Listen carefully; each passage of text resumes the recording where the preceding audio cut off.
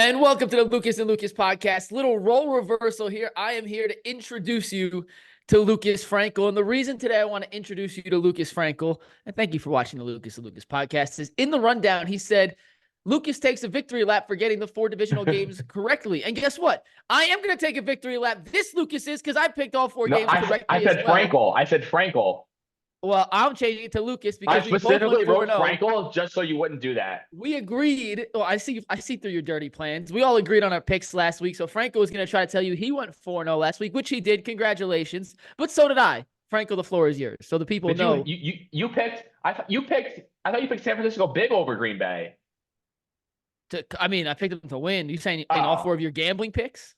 Well, I was more so right because I nailed the fact that the Packers had an exponentially better chance to win than the Houston Texans did. As we saw, the Baltimore Ravens absolutely obliterated the Houston Texans. It was close early because of that funky punt return that kind of skewed the way that game looked at halftime. But from there, it was all Ravens, and the Packers should have won. If the Packers would have converted that 4th and inches on the QB sneak, and if Anders Carlson would have made his field goal, like we may be here talking about a Green Bay Packer Detroit Lions NFC Championship game, which would have been shades of Thanksgiving. But hey, my victory lap, Mike, was more about the fact that the Packers put up such an amazing fight, and I feel like we argued about that for such a long period of time. But that's what I was most proud of. I just feel like everything I said over the weekend just came out to be unequivocally true. The Ravens. What's funny is we didn't actually argue over any of the points. You just decided to use logic on one and then ignore it on the other. And my point was, well, why not? We all picked the right thing. I picked the over. That was my big loss. I thought Green Bay would be able to move the ball and score. I just thought San Francisco would score much more quickly and fiercely. The rain played a factor in it. It definitely affected Brock Purdy. I think this might be the first time ever, Frank, in Jared Goff's career, that if there's inclement weather on Sunday, he'll be the quarterback that has the advantage in bad weather over his counterpart. And Jared Goff notoriously throughout his career has not played well outside of a dome, but I trust Jared Goff in bad, potentially rainy weather on Sunday more than I do. 64 and sunny. So no. I'm not saying it's going to rain. I'm just saying if it is to happen, this is one of the first times where Jared Goff might actually have the advantage in an inclement weather situation. I didn't know it was going to downpour. So, but my point is, if it does, Jared Goff usually is like, oh, bad weather, Jared Goff, disaster. Well, bad weather Jared Goff might be better than bad weather Brock Purdy right now, which I wasn't aware of heading into the game. I didn't know it was going to monsoon and downpour, but the 49ers pulled it out. That may be the wake-up call they needed, but let's give a round of applause to me and you, Frank. The both of us are going 8-0 in our picks last week. I mean, whatever. Moral of the story is everything I said came out to be true. But let's start there in the NFC game. I am of the belief, especially with Deebo Samuel probably not going to be able to play with whatever he's got going on with his shoulder. I think the 49ers are extremely vulnerable. I think everyone sort of views them as this unbeatable powerhouse team, but I think they're extremely beatable. Brock Purdy, I know he made the plays when it mattered the most in the last game, but I do think the Packers made more mistakes, which contributed to San Francisco escaping with that win. But I still don't know if I trust Brock Purdy, especially if they don't have Deebo Samuel. I know they still have Ayuk, McCaffrey, and Kittle, but when push comes to shove, like I trust Jared Goff way more than I would trust Brock Purdy in that game, which is why I'm not so steadfast on picking San Francisco to win the game. Yeah, are we going to give our picks now or later? Sure, we can pick a pick right now. I mean, I do think San Francisco ends up winning. I think the wake-up call that San Francisco got. I don't think it was a wake-up call. I think they're a fraudulent team that got exposed. Their defense throughout the season had been better than it's shown lately. They've taken a step back at the end of the season. Major step back. But they lost Deebo Samuel 4 minutes into the game. He played 6 snaps. In inclement weather, which Brock Purdy was clearly not equipped to handle. And we all like to say he was Mr. Irrelevant. Why? Well, the reason he was drafted so late, we all knew he had a great mind, but he doesn't have a great arm. And the size, he's just an undersized quarterback. We know undersized quarterbacks with smaller hands traditionally struggle in inclement weather. That's why for the history of the NFL, teams have tended to draft guys who may not be as skilled but are bigger. Joe Flacco's the perfect example of that. Giant hands, proven he can play through the elements. Well, the elements are taken out of the equation, at least what we expect, according to weather.com, this weekend in Santa Clara. And if on an even playing field, I think the Lions defense is also fraudulent. They gave up a ton of passing yards. I mean, I'm not saying they're perfect either. I just think that this view that the Niners are like this behemoth team that has no flaws is just couldn't be further from the truth. I don't trust Purdy. I don't trust the defense besides Nick Bosa. And I mean, McCaffrey and Kittle are great, but like, I don't know. They're just, I mean, listen, every team has flaws, but the 49ers aren't this, they're not this juggernaut team that has no flaws. They can easily be beat. And I think we saw that over the weekend. And my pick, I'm annoyed because I wrote it like the Sunday of the wild card round. I had Kansas City over Detroit for my Super Bowl pick, and someone erased it, so there's no true record of it. But that was my pick. I'm sticking by it. Chiefs over Lions for the Super Bowl, and I like Detroit to get the win over San Francisco. We'll get there in 1 second. Because over the offseason, like the biggest storyline is going to be, what do the Niners do at quarterback? Does Tom Brady come out of retirement? Do they try to replace Purdy with Sam Darnold, or is Purdy, because they've made another run in the playoffs, is he guaranteed to be the starter there for the next 5 years? The one thing I'll say about his performance against Green Bay was when they lost Deebo Samuel 6 plays in and he couldn't grip the football, they were severely limited in what they were able to do offensively. He couldn't throw the ball downfield. The Packers started keying in on Christian McCaffrey out of the backfield. Deebo Samuel is their number one threat on these underneath patterns. I think if Deebo hadn't been the one that got hurt and it was either Ayuk or Kittle or someone, it changes the trajectory of that game, and it's not as close in the end. But at the end of the day, and I don't love Brock Purdy, he made the plays on the last drive to lead his team down and get the game-winning touchdown. So he does get a little bit of credit for that. I think if Deebo's back, this offense is extremely dangerous. If he's not back, then I do think Detroit has a legitimate chance to outscore them. I don't know what the over-under is in this game, Frank, but I took the over. It's 50 and a half. 50 and well, it's 50 and a half for Green Bay. They almost hit that in a torrential downpour. I'm definitely taking the over again in this game. I do think at the end of the day, San Francisco is the better team. I think this is their best opportunity to get that elusive Super Bowl that Kyle Shanahan's been chasing. And I think Detroit is just one piece away from being on that same level that they are, especially defensively. And yeah, they're taking a step back, Frank. I get that. But if we were drafting defensive players in this game, the first pick's Fred Warner. Really? Over Nick Bosa? Okay, sure. Nick Bosa, fine. 1. Fred Warner, 2. Dre Greenlaw, probably. Hey, Aiden Hutchinson, what are you doing? Hutchinson's not the same level as a Nick Bosa. He's been like the best defensive player in the playoffs. What are you talking about? He's not the same level as those guys. Yeah, he's had a couple. He's just as good. He had 9.5 sacks this year. Aiden Hutchinson and Nick Bosa ranked 1-2 national pressure this season without a blitz. Aiden Hutchinson has the most natural pressures this season. Yeah, tied there. What are you looking at? True Media? No, we have our research notes for the game. Aiden Hutchinson is an absolute monster. He is in the same class as Nick Bosa. There is no question. Okay. So we'll put him in. Him and Nick Bosa could be 2, 3, or whatever. Those are the top 3, it's right? Nick Bosa, Aiden Hutchinson, then Fred Warner. Okay, now when's the next Detroit defensive player coming into the conversation? C.J. Gardner-Johnson, pretty good. I don't know. That's my point. Like they don't have a ton of play. And Hutchinson, you're right. And bad job out of me. He's better than I was just giving him credit for. I was trying to make more of the bigger picture point. But you're right. He is in that same class. But outside of him, they don't have the playmakers on defense that San Francisco does. And with the game being at home, we've seen how Jared Goff's home versus road splits, dome versus outside game splits have gone. Detroit's a great story, and they're a good football team. I am picking San Francisco to win. Also, real quick, do you know who John Fanta is? I've heard the name. He does CBS Sports Network games. Yeah, I've heard it. Yeah. He just texted me. I always love when he pops in my phone. He's a great guy. So I just want to give John a shout out. Okay. I've never spoken to him. I know is that he does CBS Sports Network games because we cover those. So the AFC, I like the Chiefs over the Ravens. But before we dive into that matchup, we got to talk about the Bills because it's hilarious how cursed they are and how they wide right.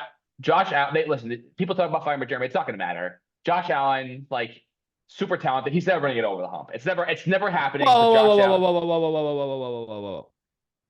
Is it his fault that Stephon Diggs dropped an 80-yard bomb that was placed in his hands for a touchdown? I mean, listen. I'm not saying Josh Allen's without blame here. He deserves it. It just feels like Josh Allen. But they did not lose that. The Bills did not lose that game because of Josh Allen. I will not hear that slander. I'm not. No. You interrupted me. You didn't let me make my point. Josh Allen is one of the top 3 to 5 quarterbacks in the NFL. Unquestionably, he's incredible. But like Jim Kelly, couldn't get over the hump. Jim Kelly, Hall of Famer. Is it his fault that the Bills didn't have the same amount of talent as those Niners and Cowboys teams they lost to year in and year out? Is it his fault that Scott Norwood missed a potential game-winning 41-yard field goal? Absolutely not. Not Jim Kelly's fault. Jim Kelly is one of the best quarterbacks of all time.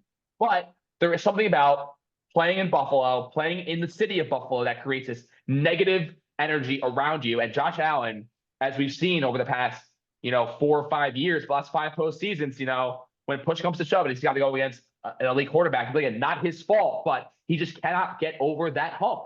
And everything was going the Bills' way this year. Burrow got hurt. The Chiefs are as fraudulent as they've ever been in the Mahomes era. The Dolphins were out of the playoffs. Like the coast was clear for the Buffalo Bills to get that elusive championship, and they still somehow managed to screw it up. And it's just one of those things where I'm telling you right now, it is never going to happen for Josh Allen in Buffalo.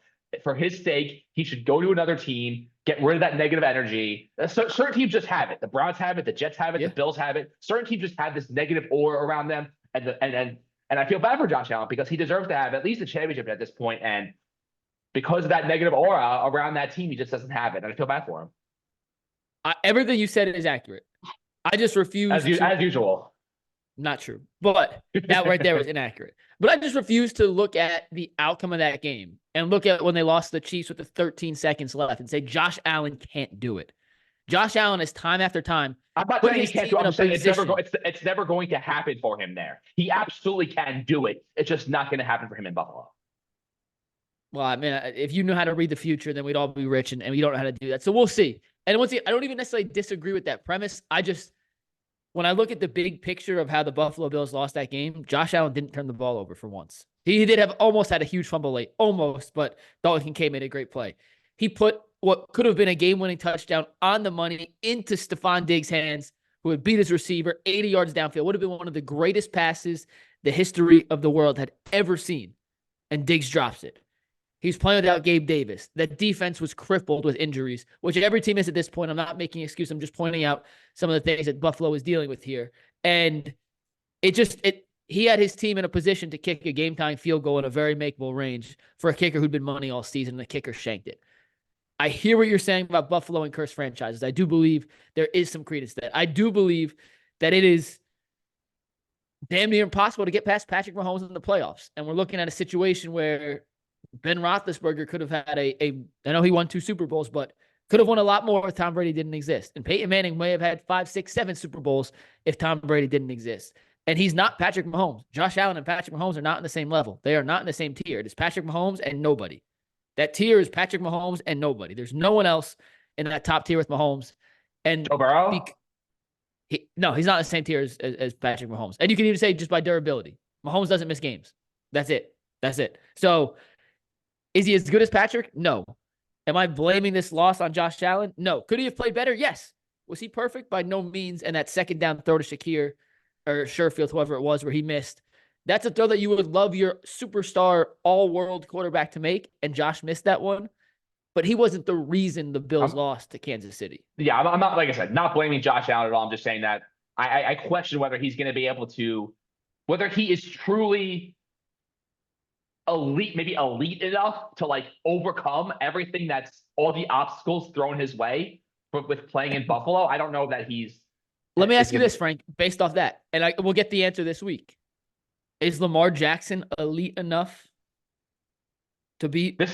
I mean, there is no question. There is no question. This is by far no close second, the biggest game of Lamar Jackson's life. Obviously, it's his first AFC game. I'm not going out on by saying that, but like, if he crumbles in this moment, like, damn, every question gets amplified times 1,000,000. Like, that is going to create like the Monday morning on First Take is like they're just going to be obliterating Lamar Jackson. Like, Lamar Jackson has to win this game. Like, yeah. I can't even imagine what's going to happen to him if he doesn't win this game. There's more pressure on Lamar. Like, Patrick Mahomes has no pressure in this game. Zero. None. Because the Chiefs all on Lamar Jackson. I'm telling you, I will die on this hill. The Chiefs got so lucky getting to face that Dolphins team. Yeah. Like, if they would have faced anyone else, like if they would have faced the Bills, and in order for them to face the Bills in round 1, they would have to have there was a where the Dolphins would have won the AFC East and it would have been Chiefs Bills round one. Yeah. I truly believe the Bills would have won that matchup because of the way that the Chiefs finished the regular season. They were so reeling, but now they've gotten all this momentum back and all this mojo back that like Mahomes is so good that like Yeah. they're just like I said, the Chiefs are my pick to win the Super Bowl. So what's your pick in that game? Do you like Kansas City? It's 3. The line's been at 3.5, hasn't really budged at all since they released it. Ravens are favored. What's your play? I bet on Chiefs money line last week. That was a nice win. I'm gonna bet Chiefs with the points this week. I don't feel as confident in them beating Lamar, but I'm picking the Chiefs to win. Once again, we're different in the NFC. We agree in the AFC. Until I'm proven wrong on Patrick Mahomes, I'm just not going to pick against him. I mean, I picked against him in the Tampa Bay Super Bowl. I bet on Mahomes against the Bucs in the Super Bowl, lost. So I did too. But essentially since then, Mahomes, especially as an underdog, has been money. But most importantly, there's no way to quantify this. If you want to say I'm wrong and point out once, like, sure, whatever. Pressure in these situations matter, and the experience in these kind of games.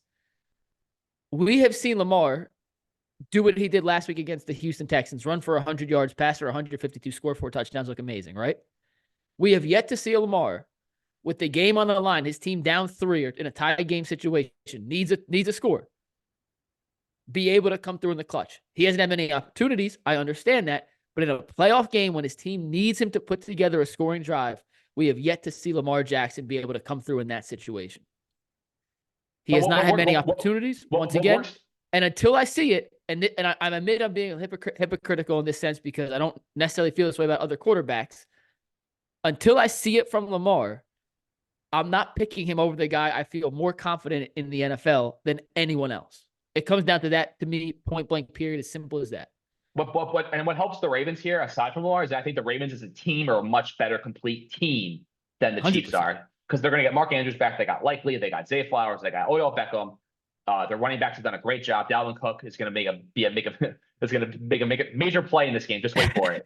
Their defense is they got a bunch of studs on the defensive side of the ball as well. Roquan Smith and Marlon Humphrey and a bunch of other guys. So and that's what scares me. I think the Ravens could win big, like 38 to 20 range, or it's going to be like Chiefs 31, Ravens 28. I see I don't see the Ravens here gutting out a close win. I think it's Ravens big or Chiefs by a field goal is how I see this game going. I can't wait to play this back next week when I am 100% right, because I sort of position myself where I am most likely going to be right, where it's either going to be a blowout Ravens win or a close Chiefs win. The Chiefs are not going to blow out the Ravens. It's not happening.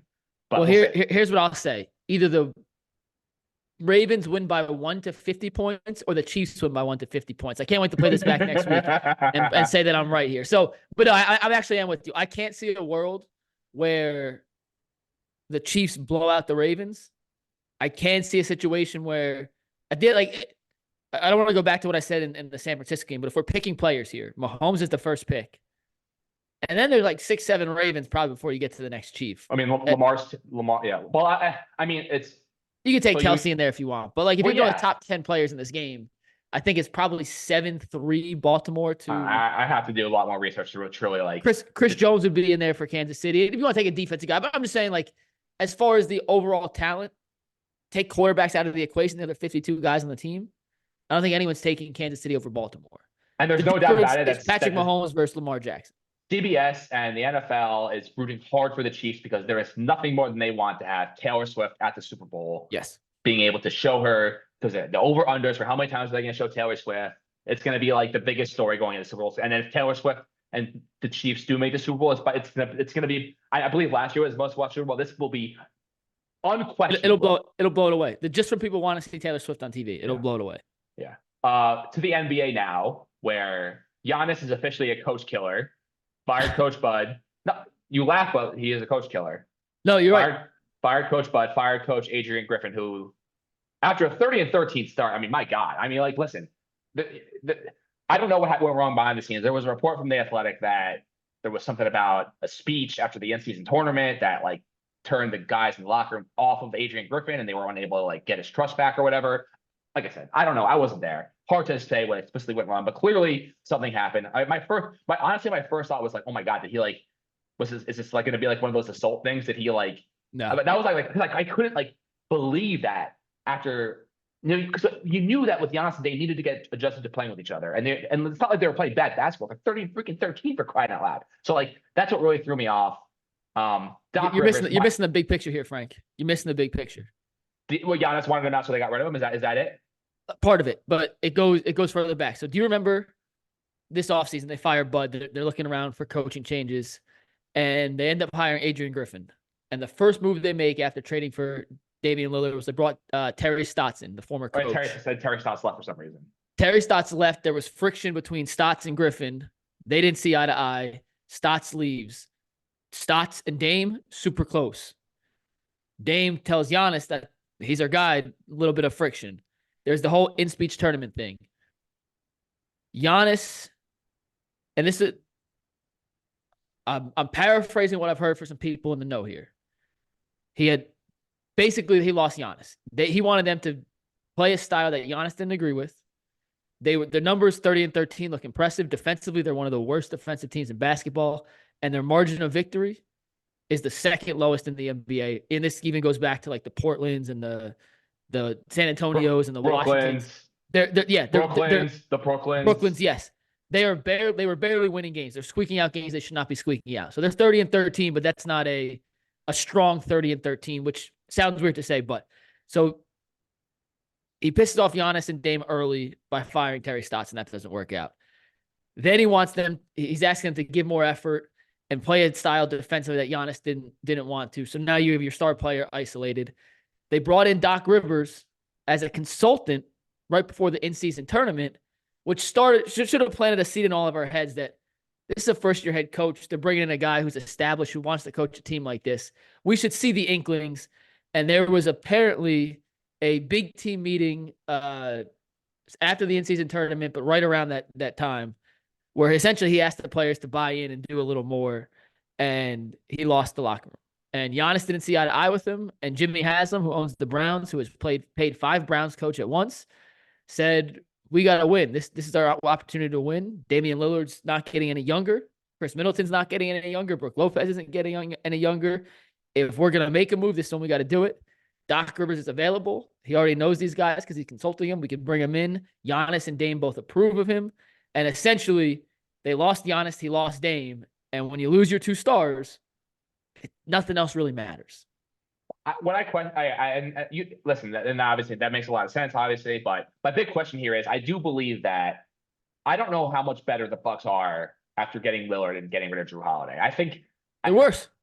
They're unquestionably worse, and that trade was a disaster. The only reason why they made that trade was because they were afraid about Giannis leaving, and they gave away way too much. And as a result, the Celtics got so much better because the Celtics gave up, basically nothing of value for Drew Holiday, who's an it's probably the best defensive guard in the entire league, and and obviously Porzingis is playing well, and Tatum and Brown are doing their thing, but I think Drew Holiday was the missing link to that team. He is such an upgrade over Marcus Smart. It's not even close.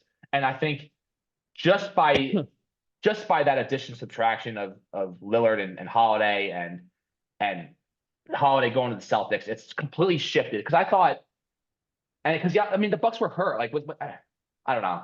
I guess I'm conflicted about the Bucks because I do think that with Drew Holiday, they were the best team, but I also believe that the Nets were better than them. They didn't deserve to win their championship. So I'm conflicted in that regard. But I do believe that what Giannis has developed and with Drew Holiday, they would have been better than the Celtics this year. But because of that switch with Lillard on the Bucks and Drew Holiday on the Celtics, I believe the Celtics are better, and that frustrates me. 2 things are true. I'll start with this, and I'll go back to the Bucks.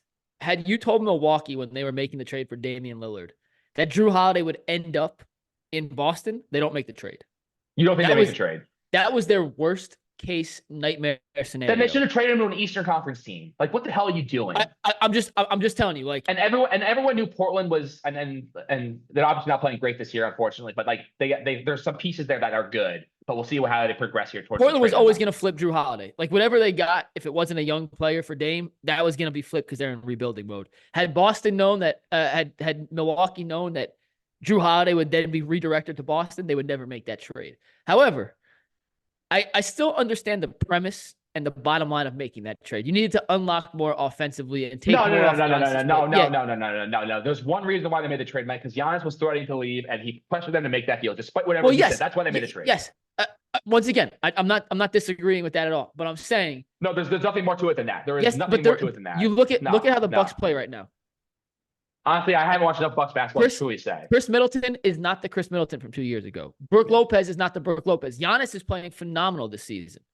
But outside of him, they have no one else who's a true creator. And what I think they were looking to do with this move, and yes, was it probably all predicated off the fact that Giannis said, I need some more help. I want this guy to make the trade. Yes, I'm not disagreeing with that. But it is a ginormous ask to ask Giannis to be the sole creator of an offense over an 82-game season. Bringing Damian Lillard in gives them another legitimate option, especially in crunch time, Frank, which is where the Bucks had struggled in the last 2 postseasons. When in the regular season, their offensive numbers were phenomenal. When it came down to the postseason, they had no one else who could create other than Giannis, and teams would just put 5 in the paint, make other guys beat them, and Middleton, Connaughton, all their other role players weren't able to step up. Lillard's a certified, legitimate number 1 scoring option in the NBA. He's the best number 2 scoring option in basketball right now because Giannis is number 1 on that team. But that's why they made the trade. It gives them a whole new dynamic offensively they didn't have previously. And with all that being said, had they known Boston was getting Drew Holiday, they don't make the trade. So I still see why they made the trade, and I understand the undertones, which you alluded to about the Giannis demanding it. But had they known that the redirect of Drew from Portland to Boston was going to happen, they'd never make that move in the first place. I mean, as soon as that trade went down, everyone knew that the Blazers were trading Drew Holiday. That was the worst kept secret in the league that they were going to flip him. It was like they knew that as soon as he went to Portland that they were flipping him. But whatever. I want to move on real quick. Breaking news, real quick. Vic Fangio out in Miami. Yeah. No one cares. Okay. Just want to make sure we know. No. I saw. I listen. If I wanted to talk about that, I create the rundown. I would have brought it up. So don't chime in here with your own little topics that you don't have the authority to cover. You want to talk about the Major League Baseball Hall of Fame? How about Todd? No, I couldn't care less. Billy Wagner, 5 votes away. I couldn't care less about Billy Wagner. CC Sabathia, first ballot next year. Here's the only thing that bothers me about the Hall of Fame is that I got you going. I will never understand how someone is a Hall of Famer 1 year and not the next year. It makes no sense. It will never make any sense to me. It's not like these guys retired and immediately on the ballot. They got 5 years to mull it over, think about it, examine the player, and then, oh yeah, you know what? I'm not voting that guy till his 7th year. It just makes no sense. It makes no sense, and it frustrates me, and it's so dumb. But anyway, USA Basketball released a pool of 41 players. So I came up with my list. I was struggling with the 12th spot, but I have 11 definites, and you can tell me what you think. So the starting 5, I think, is clearly going to be Steph Curry, LeBron, Tatum, Durant, and Embiid. I don't think that I don't think it's possible to come up with a better starting 5 than that. So those are your 5. And then I got Anthony Edwards, Kawhi, Drew Holiday, Devin Booker. I am a sucker for Chet Holmgren. I want Chet Holmgren on this team, so he is part of my roster. I also have Anthony Davis on there, and then my 12th guy. I'm torn between Damian Lillard. Honestly, I'm torn. Alex Caruso, I put a lot of thought into. I thought about Paul George. I thought about if I said Lillard, and I have Tyrese Halliburton. I crossed out Trae Young. I crossed out Derek White, Duncan Robinson, Austin Reeves, Portis, Chris Paul, Donovan Mitchell, Dame, Walker Kessler, Cam Johnson, Darren Jackson, Kyrie, Brandon Ingram, Tyler Hero, Josh Hart, Harden, Aaron Gordon, De'Aaron Fox, Jimmy Butler, Brunson, Jaylen Brown, Mikal Bridges, Scotty Barnes, Desmond Bane, Paolo Banchero. Honestly, Paolo Banchero is my 12th guy. There you go. That's my list. All right, give me your roster again, and I'll give you mine. So I have Steph, LeBron, Tatum, Durant, and Embiid's my 5, my starting 5. Okay. And then on the bench, I got Anthony Edwards, Kawhi, Drew Holiday, Devin Booker, Chet Holmgren, Anthony Davis, and Paolo Banchero. Okay. I think Halliburton. You said Halliburton did not make the cut. I originally had Halliburton, and if you want to put him over Anthony Davis, I wouldn't argue with you. But as of now, I have Banchero as my 12th guy. Again, Steph, LeBron, Tatum, Durant, Embiid. That's your starting 5. There's no question. That's the starting 5. Anthony Edwards, Kawhi, Drew Holiday, Devin Booker, Chet Holmgren, Anthony Davis, and Paolo Banchero. I have AD there because I feel like you have too many bigs, Frank. You got too many bigs. I don't have too many. I don't have enough bigs. Who are the bigs besides Embiid and AD? That's it. Those are the only Chet two. Chet and Bankero. Banchero's he's not a 5. He's between a 3 and a 4. I mean, All international. right. You need. Listen, I'm just telling you. If we're going NBA rules, yes. The international rules, you need one more guard. So you would take out Anthony Davis and put Halliburton? I would have Halliburton in. I mean, honestly, I'd take Chet out for now and put Halliburton in. But I love Chet. I have no problem with Chet being in there.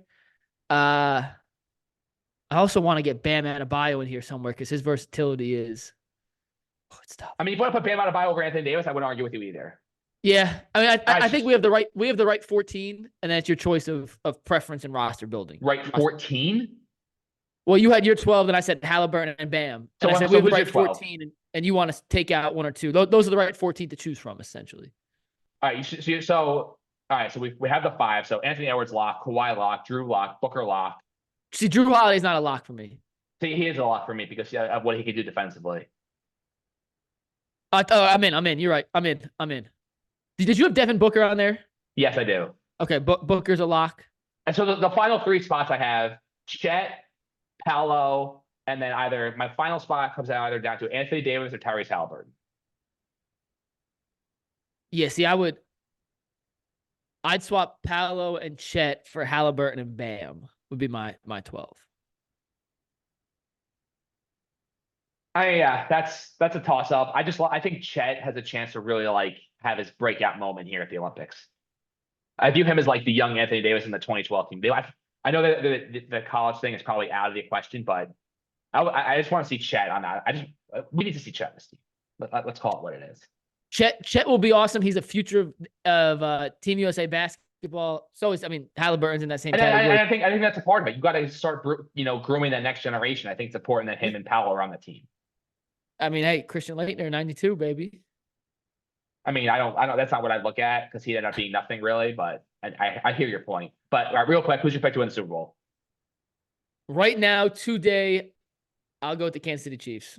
Wow, all right, you're sticking with me. Nice. I thought you were going to say the 49ers. Good job. But you have the Chiefs over the Niners. Whoever wins the AFC Championship game, I feel like will end up winning the Super Bowl. All right, that will do it for this edition of Lucas Podcast. See you all next week when I get to do a little celebration for myself at the top of the show once again. I love doing those.